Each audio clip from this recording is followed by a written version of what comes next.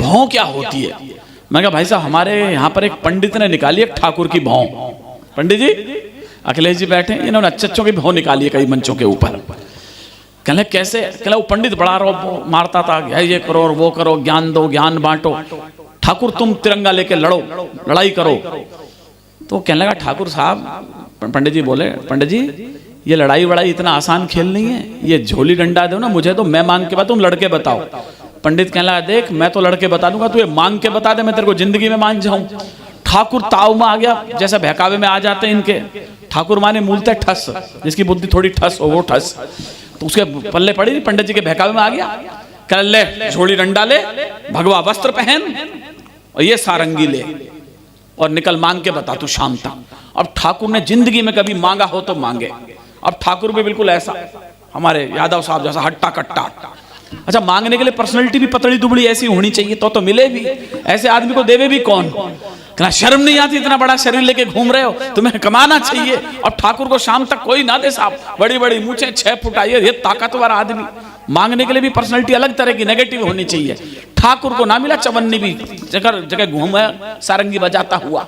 शाम हो गई उसको, आखिरकार उसने गली में घुसा, यहाँ पे हमारे पंडित जी के पास में, कूं कूं करके सारंगी बजाया। बहुत देर हो गई कहीं नहीं, एक गली में फिर घुसा, कूं कूं, इतना ही बताया था पंडित जी ने, कूं कूं करता ना कोई ना कोई आटा देगा।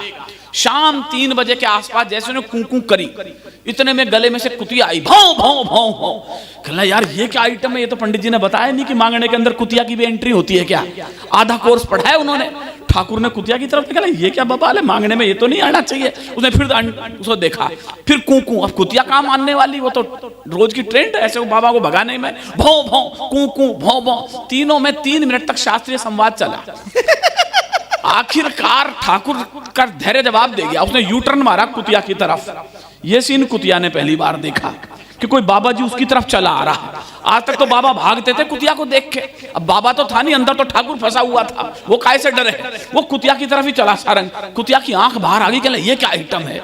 अब वो तो कूकू करके कुतिया की तरफ, तो कुतिया उल्टी हटने लगी, बैक गियर में हो गई शुरू। वो कूकुर कुतिया करे, भौं भौं कूकू भौं भौं। 3 मिनट बाद कुतिया के गले में टॉन्सिल हो गई साहब, कब तक चिल्लाए वो, भौं भौं वो कर रही, भौं जैसे आपकी हालत होगी ताली बजाते हुए, ऐसी हालत कर दी उसने कुतिया की।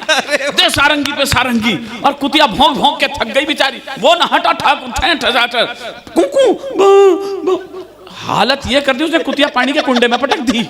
कुतिया पड़ी पड़ी कर रही, जैसे आपकी हालत होगी ताली बजाते बजाते, ऐसी हालत कर दी जैसे कवियों ने कर दी तुम्हारी हालत। शाम को पंडित को याद आई, कहले यार ठाकुर को आज पहली बार ट्रेनिंग दी थी, देखो ठाकुर साहब कहाँ हैं। ऐसे ही चौतरा बैठा और ठाकुर साहब पालकती मार के बैठे, कुतिया पानी के कुंडे में, और सारंगी कुतिया की नाक के ऊपर टेक रखी उसने, और लग रहा बजाने वो, और कुतिया पड़ी पड़ी कर रही। पंडित कहला ये क्या कर रहे हो ठाकुर साहब? कहला साली की भौं निकाल रहा हूं इसकी मैं, थोड़ी सी बची है बस, अभी निकालूं मैं इसकी। तो अब आप जो है ताली बजा दो, नहीं ठाकुर निकाल के छोड़ेगा आपकी भौं। ये अंतिम कवि मेरे हिस्से में आया हुआ है।